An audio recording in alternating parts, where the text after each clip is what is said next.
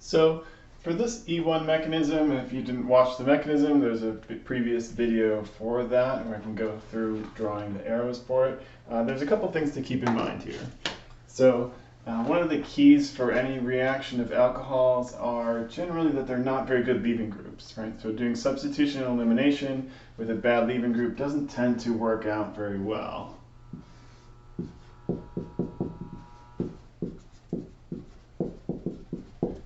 So in order to get this reaction to go, for a reaction that's generally not very favorable, some of the ways to do that are doing things like adding acids or bases. Right? In this case, we used sulfuric acid, made H3O plus here, and what it did in that first step is transferred that proton to the alcohol and made this into water.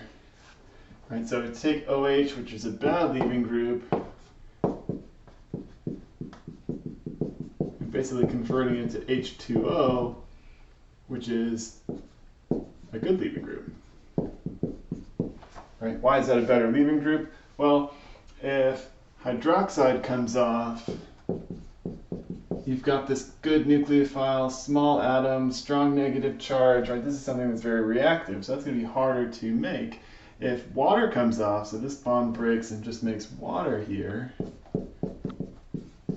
our H2O is neutral and stable, right? So the more stable the molecule is after that bond breaks, the better leaving group it's going to be in order to do the reaction, right? So that's one of the keys to this reaction is, and all alcohol reactions are. Well, alcohols are bad leaving groups, so most of the substitution and elimination reactions of them will involve an acid, a base, or something to make it a better leaving group.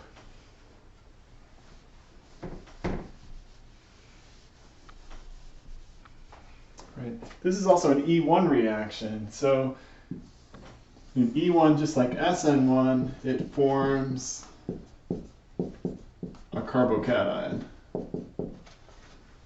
Right? So if we form a carbocation intermediate in this reaction, right? So we have our start, we have our products finish. There's two intermediates in this reaction. One of them is a carbocation, and that can possibly rearrange. In the example shown below, there's nowhere for it to rearrange to. Remember, so with carbocation rearrangements, if I had a setup more like this,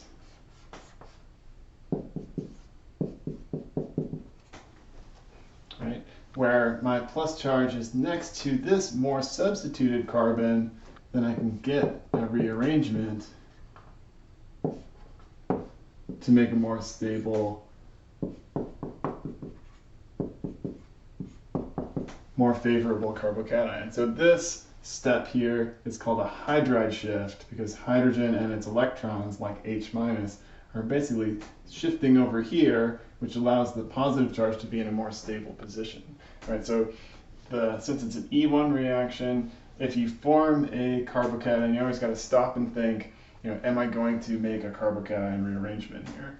Right? And then another important piece to these elimination reactions, right? We talked about the leaving group, the functional group we're starting with, talked about the intermediate, right? We also are making an alkene here, right? So there's no real stereochemistry or possible variations in product in this given example because you're just making cyclohexene. But it is possible to get some variations, and you always want to remember that the elimination is going to favor more substituted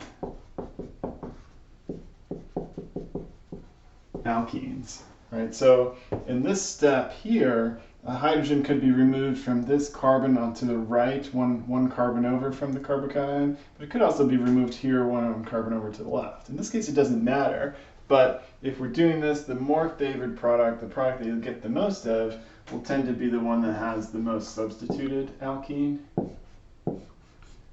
Right? So a double bond in between two methyl groups is going to be more favorable than one sort of on the end, right? Even a little bit better if it's more substituted, better if it's more substituted still, right? And of course there can be a little bit more to it. If it's resonance stabilized, that's also favorable, but in general, the more substituted, the better is a good rule when we're drawing products, if we have a chance to predict, right? So you're going through these mechanisms, thinking, all right, so I've activated my leaving group, it comes off, form a carbocation intermediate, can that rearrange, right?